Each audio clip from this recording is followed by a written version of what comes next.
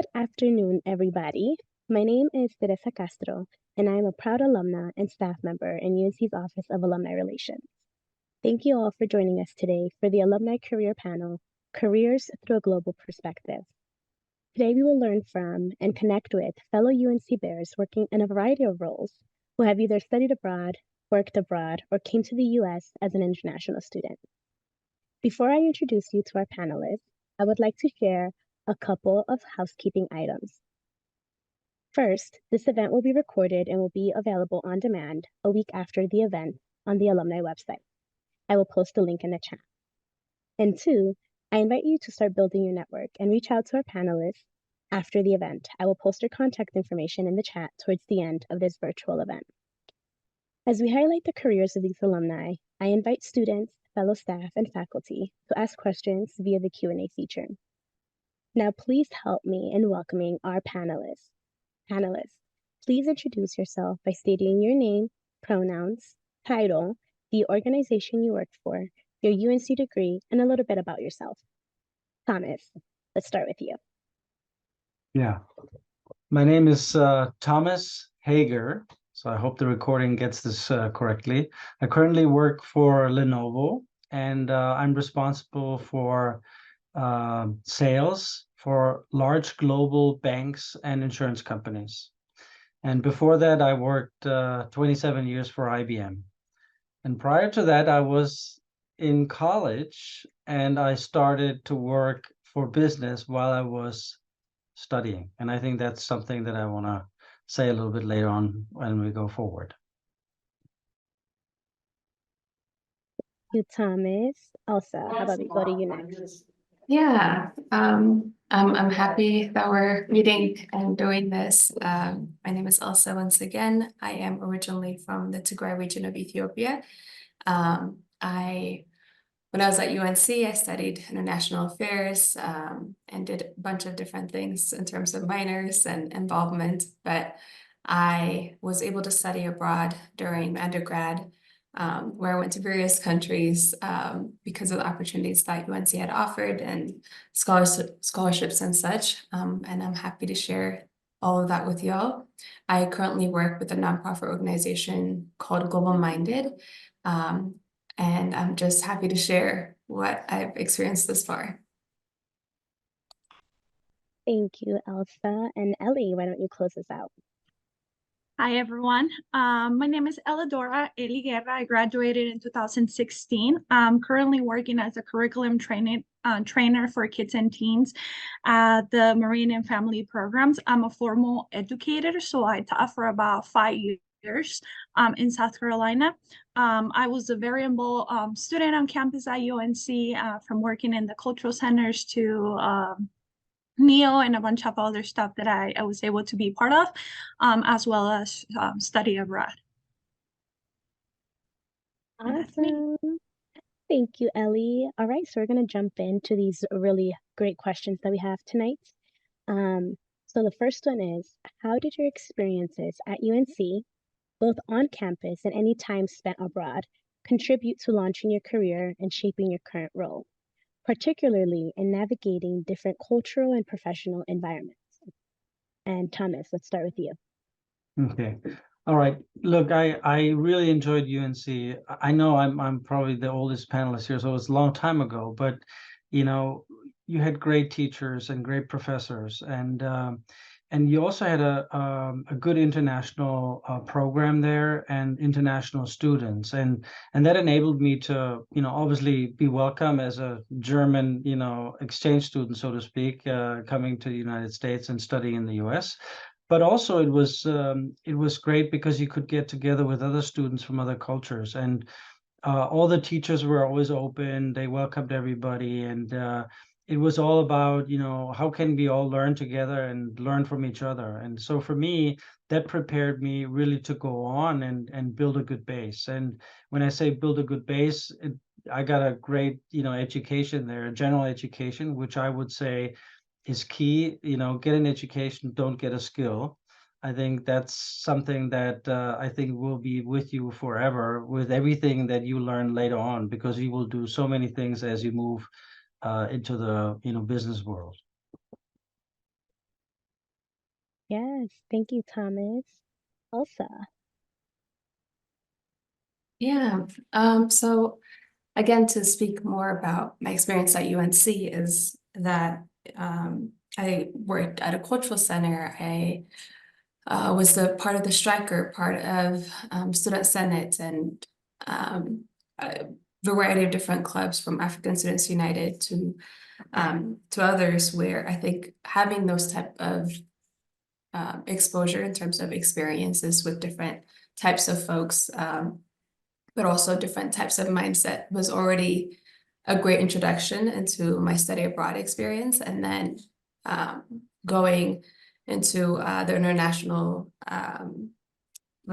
center that they have at UNC. I was constantly there trying to make sure I can somehow find the funding to get that experience that I've been dreaming about. And I remember, I don't know if he's still teaching, I think he is, Dr. Dawit Sembet. He was one of the professors that I studied abroad with. I'd taken 2 different courses in 2 different countries, one of which being in Ethiopia, and the other one being in Italy. And I think learning the fact that, you know, unpopular countries had a lot more fundings. And I don't think I would have known as much information as I did had I not been as involved in campus, as you know, as active in the sense of communicating with the international school within UNC and different professors and such, getting resources and informations within that. So that is, I think, what helped me navigate a little bit of the exposure I needed for me to continue pursuing studying abroad. Yes, thank you, Elsa. And I think you touch on a very good point of staying connected really helps you make those connections and network your way up to opportunities that you didn't even know existed or that you could complete or you could do. So I appreciate you touching on that. Ellie, what about you? I think for me, what were you saying the last part? I'm a first generation student. So a lot of the opportunities that I had at UNC, I wouldn't know or experience back home because that was something that it was never talked about. So UNC allowed me to dream. And I think giving me that opportunity to have those dreams of like studying abroad, being part of different organizations on campus, gave me the opportunity to want to pursue more and want to know more and learn more. And that's how I ended up where I am, just because UNC opened those opportunities that students like me normally wouldn't be able to have or to experience. Ellie, that needs to be a sticker. UNC allowed me to dream big. Like, yes, yes, I love that. I love that. Thank you all for sharing. Okay, this next question is for those who currently live or have worked abroad, how has the experience of being in a different cultural and professional environment shaped your career trajectory? And what valuable insights have you gained from working internationally? So, Thomas. Okay, so I'll get started. Yeah, so I lived 10 years in the United States before going back home, and then working in Germany first. But I had been going to college, to UNC, and then UNC prepared me to go get my master's. And, like I said, the great teacher said, hey, go on, get a higher education and move on. And finally, I got a PhD at New Mexico State. So then as I was working in the program, I also, hired on with IBM, and that was in Tucson, Arizona. And there I got to know actually some German people that were working in a lab at IBM in Germany. And that's how I got back. And I think one of the things is that my advice to anybody would be to take opportunities, to be proactive about, what you're doing, and reach out, and don't, sometimes, we think that we say stupid things. You never say anything, stupid. Maybe you said something at the wrong time, right, to the wrong person, but that doesn't mean that what you said and what you meant wasn't sincere and wasn't valuable. And so I think you should go out and you should, find these opportunities, but it has to come from you. And so that would be something that was good for me in going forward. So joining IBM was exactly the right company because they are a global company. So if you want to work internationally and you want to get international experiences, right? I think you should try to seek out a company that works internationally. And Elsa, she mentioned all the programs that UNC has now, or when she was graduating. I mean, when I was there, I wasn't aware of those programs and they weren't there yet. But I think today, I think the world has changed so much, and I think it's like you can reach out and you can do things that you couldn't do when I was going to UNC. So I think that's wonderful. And the other thing is like what did I learn culturally about this, right? When you work for a global company, there's people from everywhere and they have all kinds of different backgrounds. And I always find that enriching. And, obviously, sometimes it's a very, difficult to get to know people and, reach out to them. But, we're all sitting in the same boat when you work for a company or you're working on a project together. And so, you all have a common goal and that one unites you. And it doesn't matter where you're from, where what your history is. You all want to get your project done, and that really guides you. And then in the process you get to know each other personally, and like I said, and personally it's enriching. And even today I have friends all over the world that work with me at IBM and today at Lenovo.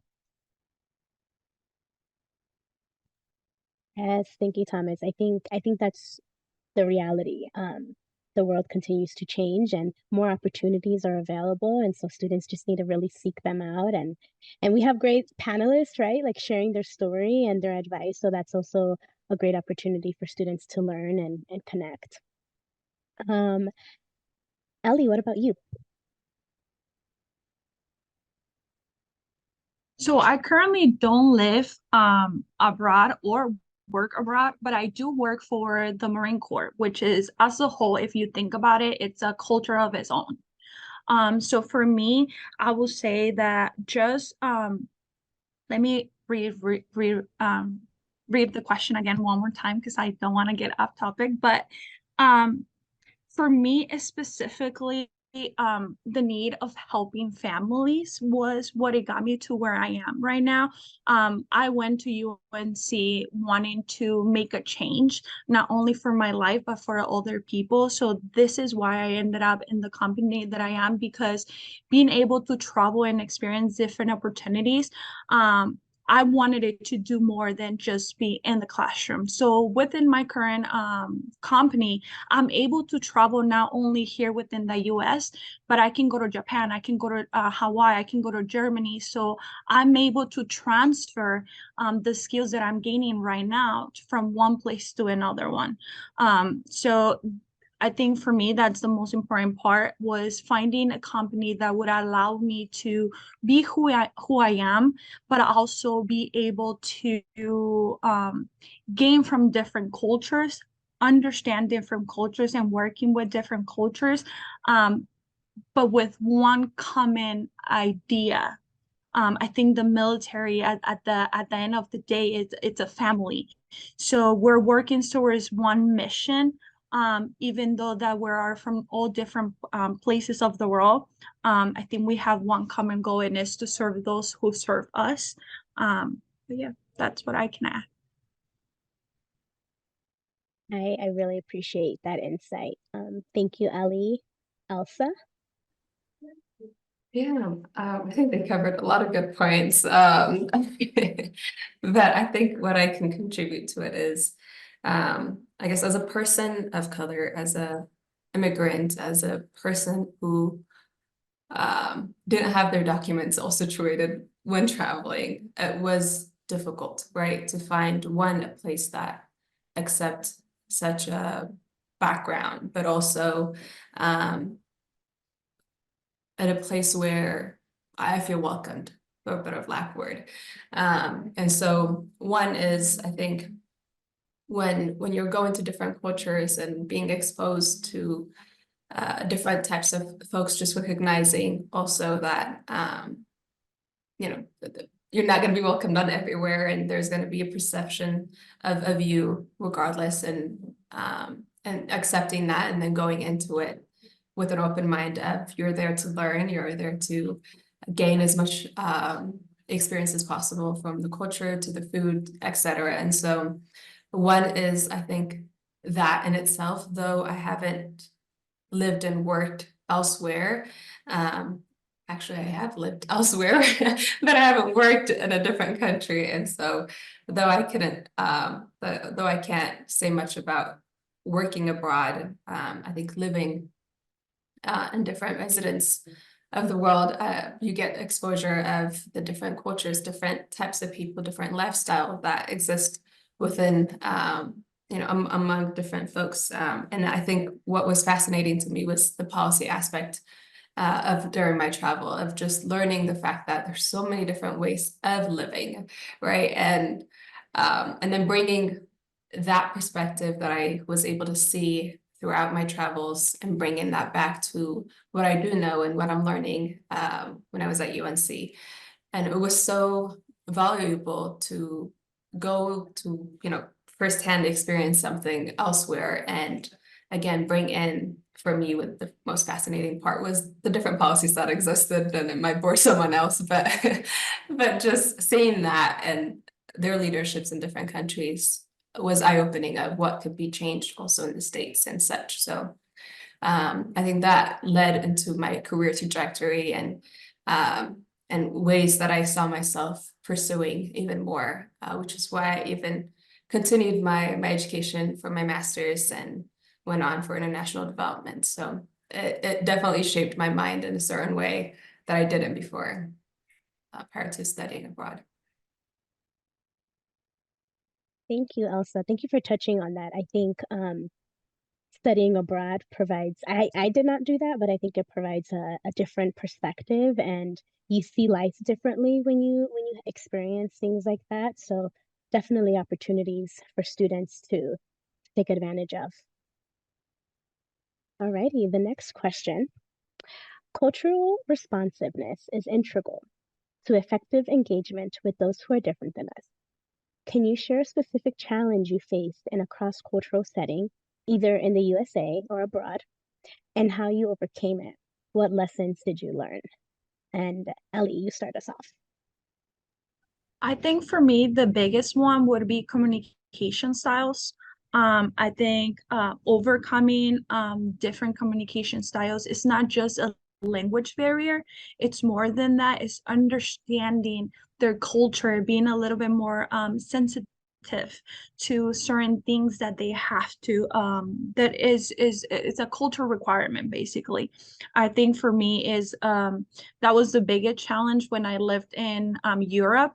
I was there for my study abroad, and I was in Spain. For me, it was important to learn where the mother patria came from, and like even I'm a native Spanish speaker, but it was important for me to learn where like it came from and all the stuff. But going over there, it was very different.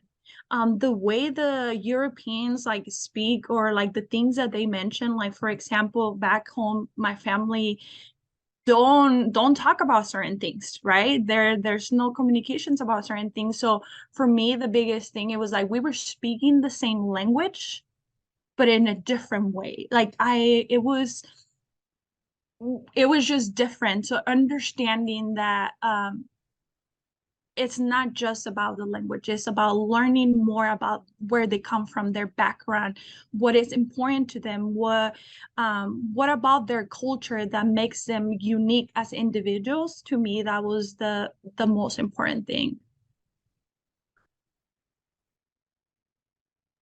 Thank you, Ellie. Elsa, what about you? Yeah. So I traveled to Ethiopia as one of my study abroad country, and the other one being Italy. And as I mentioned earlier, I was born and raised in Ethiopia, but I left at a very young age. And so going back into Ethiopia as an adult, as a college student, in itself was its own experience, where it was very like eye-opening in the sense of, I mean, I grew up in the country, but I wasn't exposed to so many different things that it was incredible to be able to travel around Ethiopia to different parts of the city and different states of it, where I was getting the exposure of the history, the culture, the food, so on and forth. And same goes for Italy, where there's a lot of controversial problems within Ethiopia and Italy because of colonization and such, but going into Italy and seeing also just the historical background of how Ethiopia and Italy have a lot of ties for many reasons, and to see the different, again, to mention on what Elliot touched earlier, about the cultural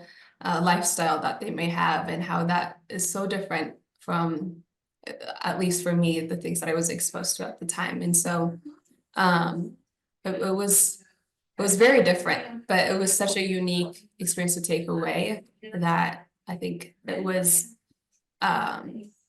very valuable to bring into the lifestyle that I was building in the state. So it's a little bit.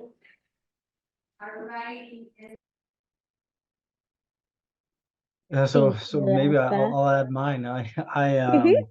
I lived and worked in China for 5 years, in Beijing, China, and I was sent there to be responsible for one of the larger banks there in China. And it's one of the things that I learned is like, well, you go in a country, you don't speak the language and you don't know the culture, and all the Chinese teams were saying, well, why is this foreigner coming in that doesn't know our culture, and now he has to be responsible for this large client of ours. So you have to overcome a lot of those situations, and you have to, not just the cultural, also the positioning, right? As you go, when you go as a student, right, it's a little bit different than when you go in business, but it doesn't matter. You just have to understand the context within which you're operating. And then, what did I do to prepare? Of course, I read, books on Mao, from one writer to another, what's the standard book and all that. And while, and then when Americans, although I'm German, but, when Americans go to China, what do they have to know and all that, right? And those books are usually stereotypes. They stereotype people. And while I don't like that, because I don't want to be stereotyped and put in a little, a little box, right? I think it's very helpful. So I think it gets you started, and it kind of gets you, oriented, and it puts you in a position so that you can understand things a little bit better. But then it's up to you to really go deeper and really learn more, because you also learn not just about the other people that you work with and their cultures and their habits and what they do and not do, but you also learn about yourself in that. And I think that's a fascinating experience that is out there. You also do things that you didn't think that you were going to do. I remember a specific dinner. I mean, there was a lot of drinking, in business when you want to do deals. And, the Chinese businessmen, they wanted to get to know the people that were on the other side, that, were doing business with them. And it's very customary that you actually, meet several times and you just talk. And usually they just want to know about you and who you are. Quite interesting, because there in the culture, and if you go a little bit back, which is something that anybody should learn about the country that you go to, you better know a little bit about their history, because then you understand better why they do things the way they do it and all that. So trust is a big thing in China. So with what happened under Mao, right, a lot of people didn't know who to trust anymore. And so I think that is something that is one of the reasons why then they said, well, we need to spend a lot more time to build trust. And usually you have dinners, you drink together and all that. And there were, I mean, I could probably tell hours about this one, the different dinners and the drinking and the speaking and the laughing. But that is a specific example where I think you learn in your conversation when you're there, when you're then offered a food, for instance, that, you kind of wonder what that could be. And, and then the boss on the other side eats it, and the whole team of, 10 people around, look at him, and then they look at you, and then you have to eat that as well. I think you better eat it. I did. Anyway, I'm still alive, and, it's all fine. But I think those are some of the little subtleties that, you have to be prepared for, and you have to sort of, master in your way. I mean, I ate the thing, and then it was a little scorpion that I had to eat, and it was fried. So I thought, well, it can't be that bad, right? So it was crunchy, and and I ate it. But then there was another one, and I ate another one, and I showed it to him, with my chopsticks. And then, the whole team was looking at me now, and now at their boss, what he was gonna do. So kind of interesting. So those are interesting stories that kind of, make it a fun experience. But there's a lot more meaning behind it, because you kind of understand, who sits where at the table, what functions do they have, who offers whom, cigarettes or a drink, and all those things, I think, have a meaning. And if I wouldn't have read about it or talked to, other people about it, I wouldn't have known. And so I think you get into situations that sometimes you don't even know how culturally rich they are. Yes, I completely agree with you. And I guess I have to try scorpion too now. That's fried. No, but thank you for sharing. I think that was really insightful. Alrighty, next question. In the context of careers in a global setting, building a strong professional network can be crucial to engaging and finding your next opportunity. How have you cultivated and leveraged your network to open doors or create opportunities? And what advice do you have for students on professional networking? And Elsa, let's start with you. Yeah, I think it is a journey of learning in general. I think continuing your connections, your networking, your ability to communicate with different folks. I think that is a constant learning thing wherever you are, wherever you're going. It's a constant work you have to do in terms of keeping up with your network. I would say that just making sure that you're reaching out to folks who you might not possibly be comfortable talking to, and just discussing about what they're doing or how they got where they are, doing LinkedIn outreach, or peer-to-peer connections and such, I think would be helpful in terms of getting information. And one thing earlier that I didn't mention is, again, as a person of color and such in a European country where you might be perceived a certain way in terms of there might be a fetish there might be cultural things that you don't understand, but regardless, just doing your research, whether that is getting information from someone who looks like yourself, or who might share someone who shares some of your experiences perhaps, but doing your research in general will be a way to overcome some of the challenges that you may face abroad, and getting it from a reasonable person or a trustworthy resource. And that goes into even also building in your connections, right? Making sure that you are doing your research. Who could you get your information from? Who could you stay connected with? Who could you network? And utilizing the resources that you already have, whether that is within UNC or whomever connections you may have, utilizing the resources that you already are exposed to, and potentially those connections exposing you to get more opportunities and more connected with other folks that you have an interest on for either a career or study abroad, etc. Yes, thank you, Elsa. I learned very early on that it's not what you know, it's who you know. So I live with that motto in mind all the time. But okay, Thomas, what about you? Yeah, I think it's interesting that you say who you know. It's not just who you know, it's also the person on the other side that gives, you a chance. Because, it's like, and we have found that in IBM, sometimes they, you say you have to go through the ranks, and you do this and you do that, and you have to do these things and you have to do that.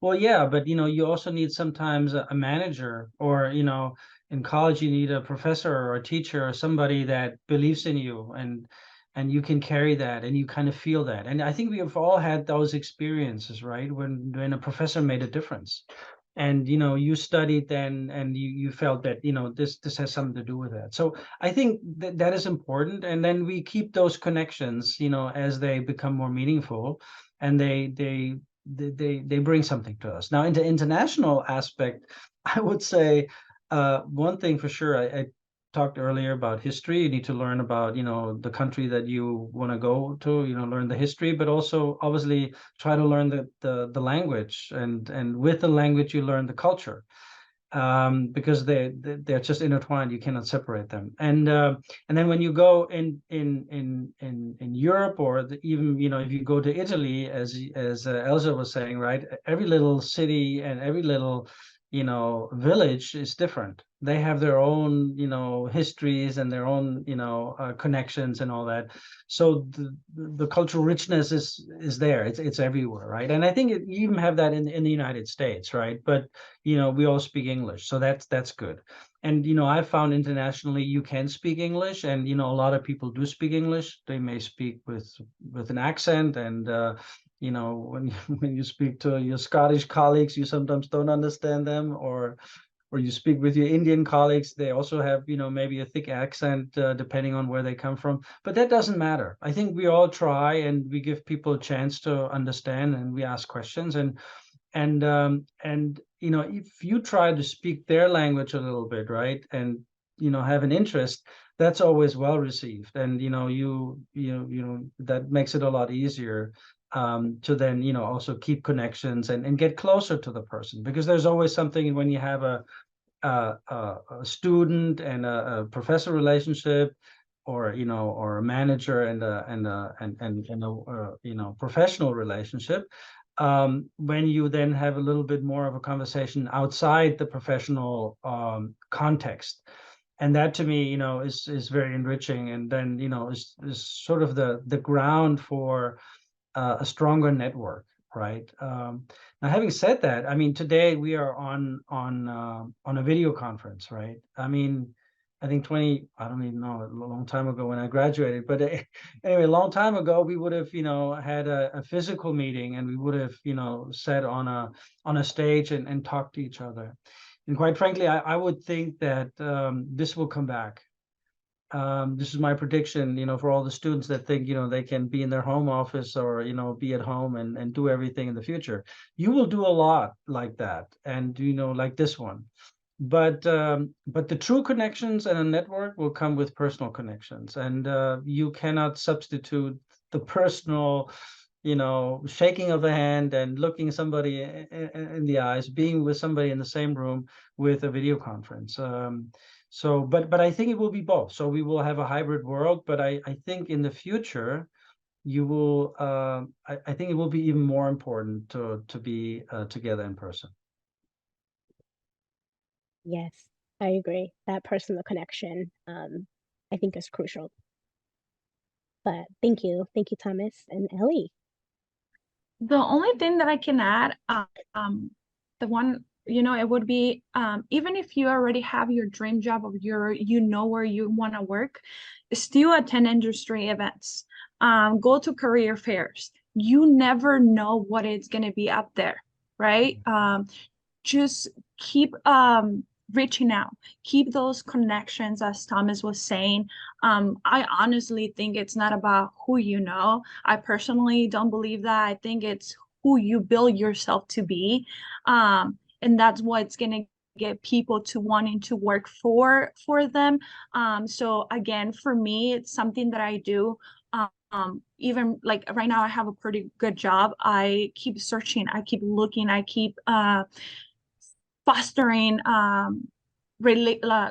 communication and relationships with people that are going to get me to the next level.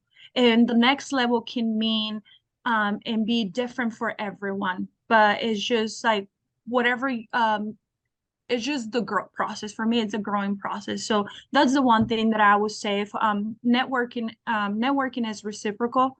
It's a two-way street. So like either as if you are getting support from someone else, be that one person to support the generation behind you. Um, don't forget about your community. I think it's very important that you stay active within your community. The experiences that you're gaining in the levels, in the different settings that you're going to be part of, go and share that, because you don't know who's going to benefit from that. So that's the one thing that I can add for networking. Just never stop networking with the people, and just the personal growth that you can do.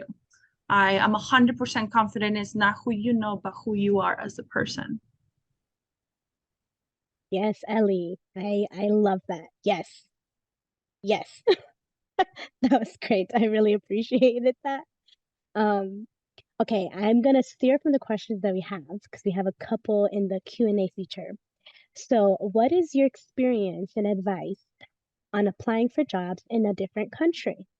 And well, actually, yeah, what is the advice is what a student is asking. So anybody can answer this or tag team it. Okay, well, so I can talk a little bit about the business world. I mean, you got to find somebody in the business, in the line of business where you want to go. So somebody that has business responsibility, has budget control, and responsibility to hire people. So that's the person, right? But then that person has to work with HR. So you also have to be able to go through HR onboarding processes and everything else, right? So I think you always have to think in those different ways. Be prepared to, go through several interviews, talk to several people, uh, and uh, and when you are you need to figure out obviously what the job is. So do a lot of research. I mean, today this is much easier than it used to be.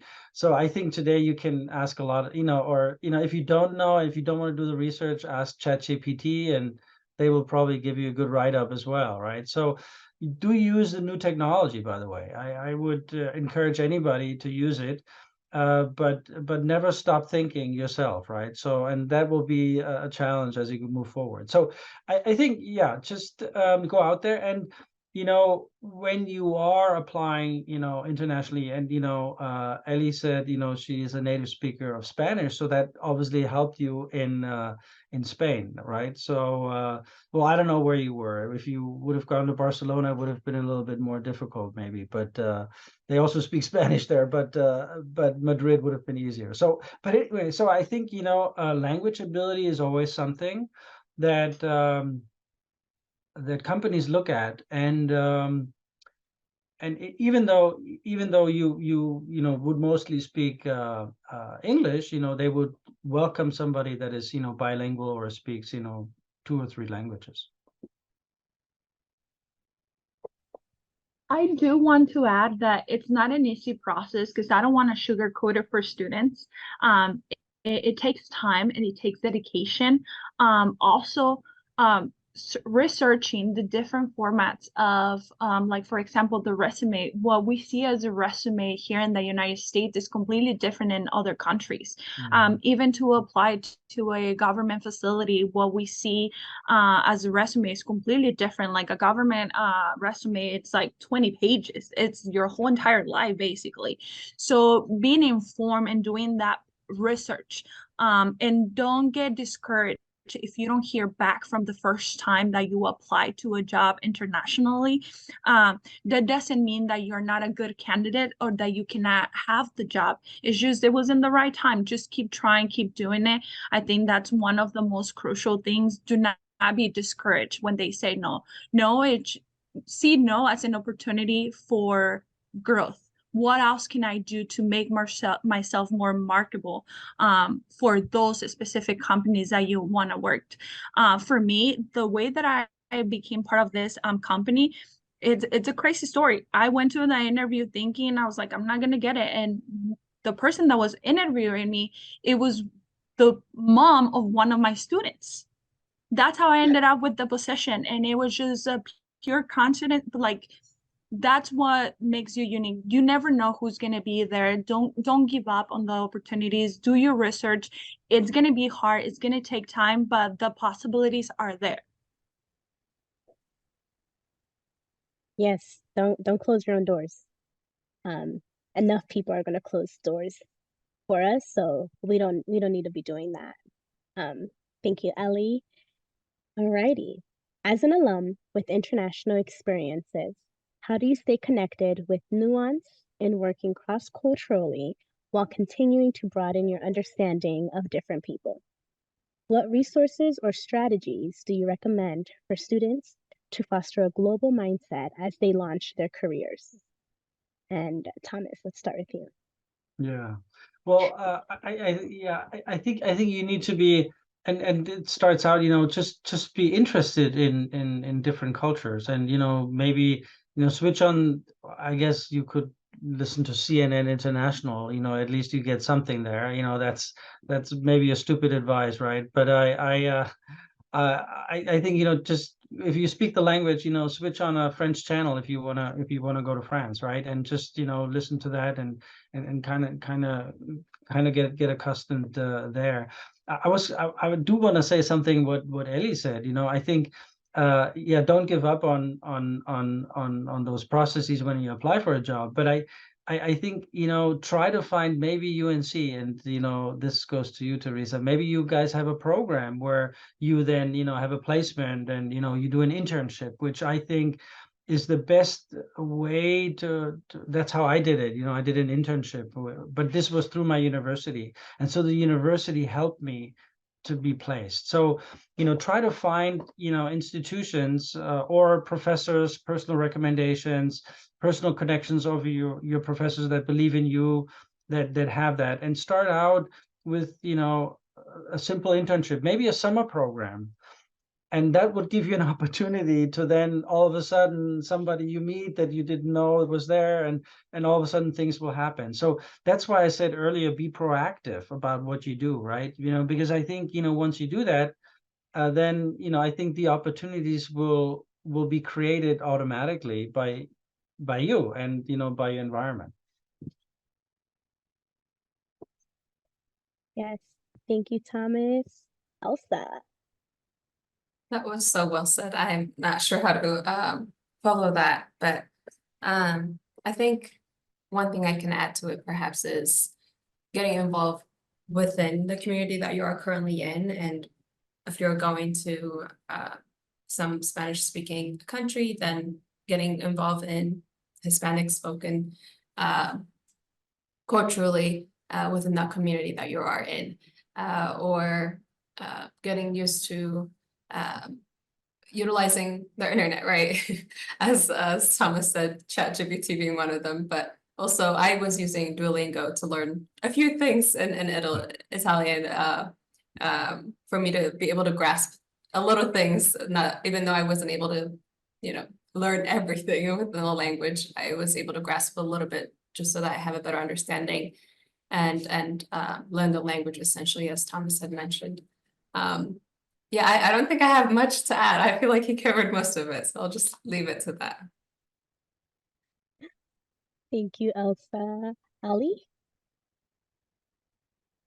I don't have much to say, but other than volunteer. Volunteer can change and open a lot of doors for you.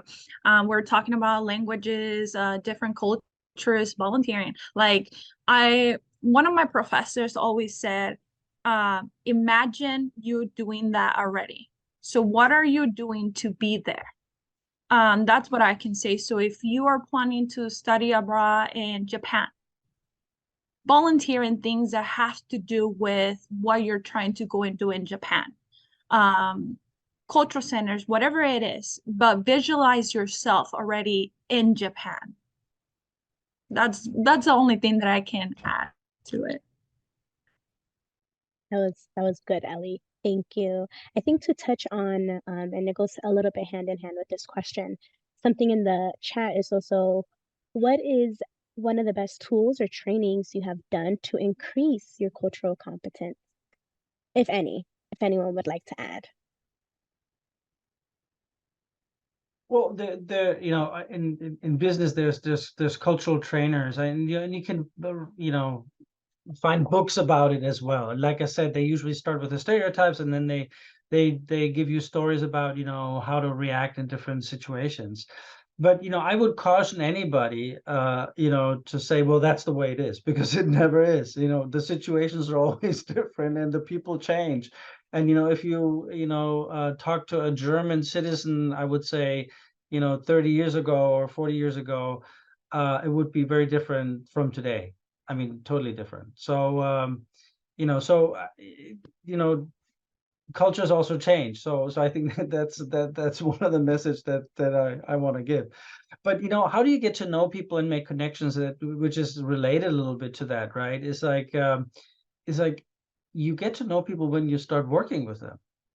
And so when Ellie said, you know, volunteer, exactly, just do something together, no matter what it is, because then, you know, you see how they react, what they do, what they don't do, and, you know, what's customary, what's not customary, you know, what I mean, yeah, I mean, even if you go, and when I was an exchange student, coming to the United States, right? We in Germany, and this is a funny story, right? We wore those Speedos.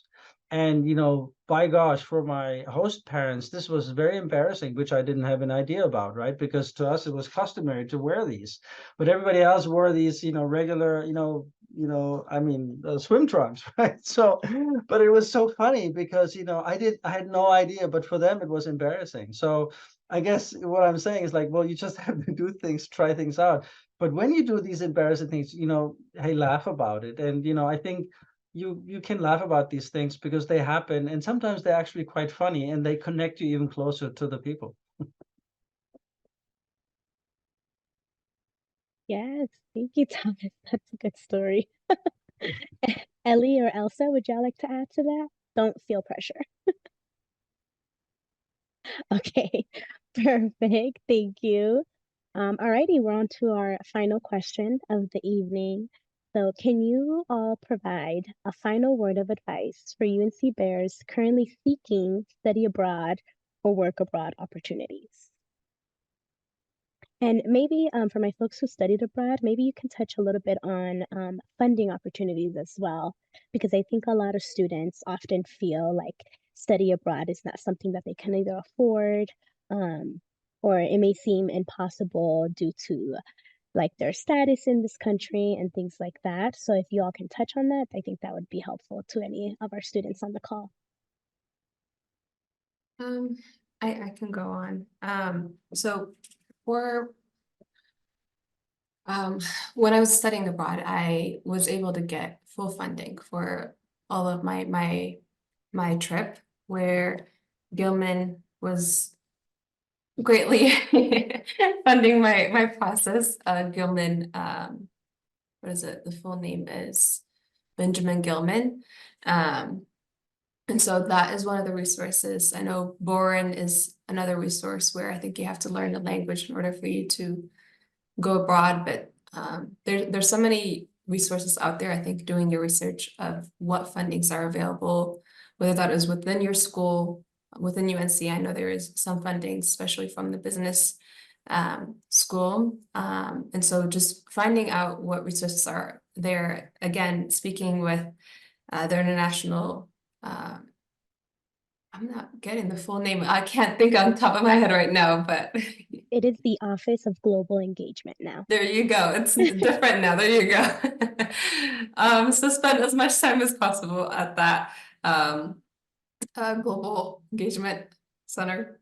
There you go. If you know, then speaking to those who are there in terms of what resources could be available for scholarships, for fundings within the school, and what connections you can find out there that can give you more information, or again, who has done it in the past, you can get more information from them as well.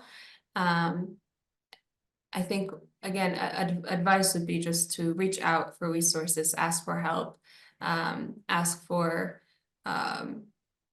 whoever has either have had connections and worked abroad, or whoever has had study abroad experience just to gain more information about not only about where you're going, but also what fundings are accessible for those countries that may be going.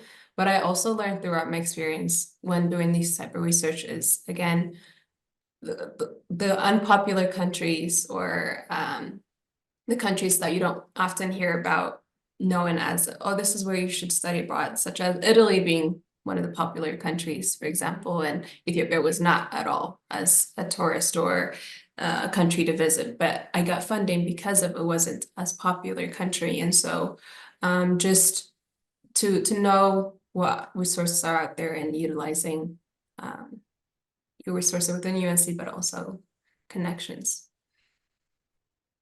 Yes, thank you, Elsa. Thomas?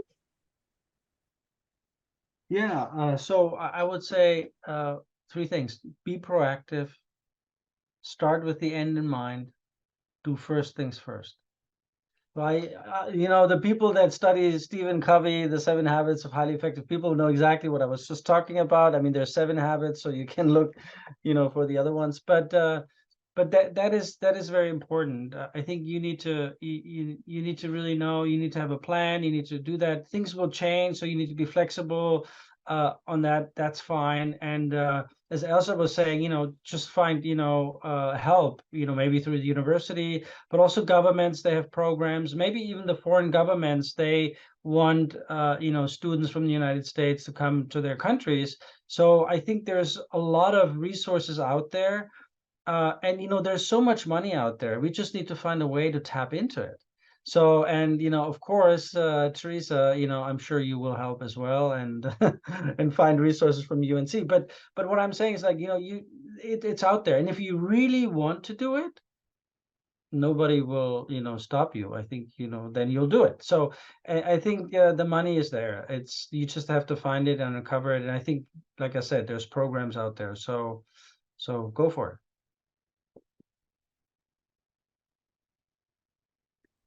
Yes, I loved it. I loved it. I'm a truly believer in the 7 habits. In my currently position, we teach the 7 habits, so I love it.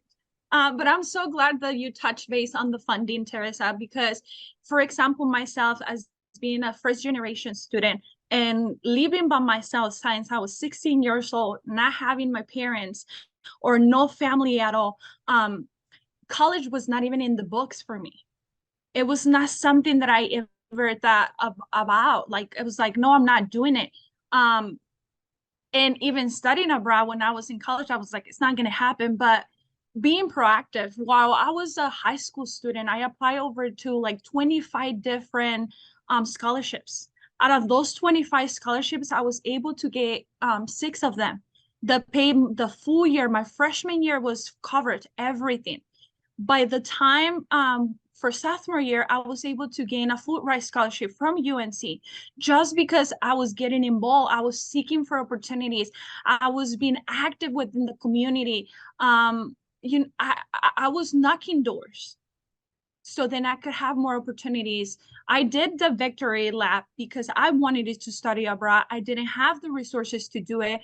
I didn't have enough scholarships, but then the scholarship that I got, they were like, hey, Ellie, it's okay. We will hold on your scholarship so then you can go back, you can go to study abroad. They waited for me for a whole year for me to study abroad so then I can come back and have my Fulbright scholarship. When I was studying abroad, I wasn't lucky enough. I didn't get scholarships because I already had a Fulbright. So I ended up making the decision of, hey, I'm getting a loan and I'm going to study abroad. It doesn't matter how you do it, but it's going to change the way that you see the world. However decision, like however you do it, do it. Don't be afraid. That's my biggest advice. Don't be afraid. Take the opportunity, take the chance. I promise you, you're not gonna regret a single moment. The loans that you're gonna get are gonna be worth it. I promise you, studying abroad would change who you are. I always tell my students that there's one thing that people cannot take away from you, and it's what you have up here, is the knowledge that people cannot take away from you. So having those experiences are unique. So go ahead and do it. Go ahead and take the opportunity, go study abroad and enjoy it and have the best time of your life, because I promise you it's going to be the best time of your life. But that's it. That's all I have to add. Yes, thank you. So where do I sign up? Oh yeah, I really appreciated that. Don't be scared. I think that's really valuable advice. So with that, thank you. Thank you to all of our panelists.